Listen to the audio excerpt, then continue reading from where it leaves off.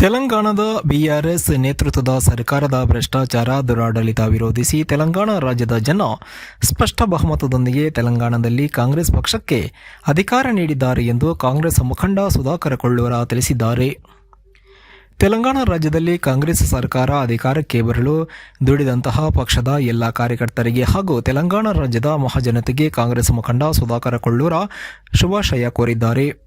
ವರದಿ ಅರವಿಂದ ಮಲ್ಲಿಗೆ, ಬೀದರ್. ತೆಲಂಗಾಣ ರಾಜ್ಯದಲ್ಲಿ ಸ್ಪಷ್ಟ ಬಹುಮತದೊಂದಿಗೆ ಕಾಂಗ್ರೆಸ್ ಪಕ್ಷಕ್ಕೆ ಗೆಲ್ಲಿಸಿರ್ತಕ್ಕಂಥ ತೆಲಂಗಾಣ ರಾಜ್ಯದ ಮಹಾಜನತೆಗೆ ಹೃತ್ಪೂರ್ವಕವಾದಂತಹ ಧನ್ಯವಾದಗಳು ಮತ್ತು ಶುಭಾಶಯಗಳು.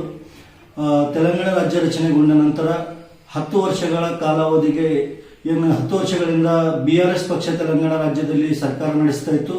ಸಂಪೂರ್ಣ ಭ್ರಷ್ಟಾಚಾರ ಮತ್ತು ದುರಾಡಳಿತದ ಮತ್ತು ತನ್ನ ಒಂದು ಕುಟುಂಬದ ರಾಜಕಾರಣದಿಂದ ಜನ ಬೇಸತ್ತು ಇಂದು ಕಾಂಗ್ರೆಸ್ ಪಕ್ಷಕ್ಕೆ ಸ್ಪಷ್ಟ ಬಹುಮತ ನೀಡಿದ್ದಾರೆ. ತೆಲಂಗಾಣ ರಾಜ್ಯದ ಎಲ್ಲಾ ಮಹಾಜನತೆಗೆ ಹೃತ್ಪೂರ್ವಕವಾದಂತಹ ಧನ್ಯವಾದಗಳು ಮತ್ತು ಶುಭಾಶಯಗಳು.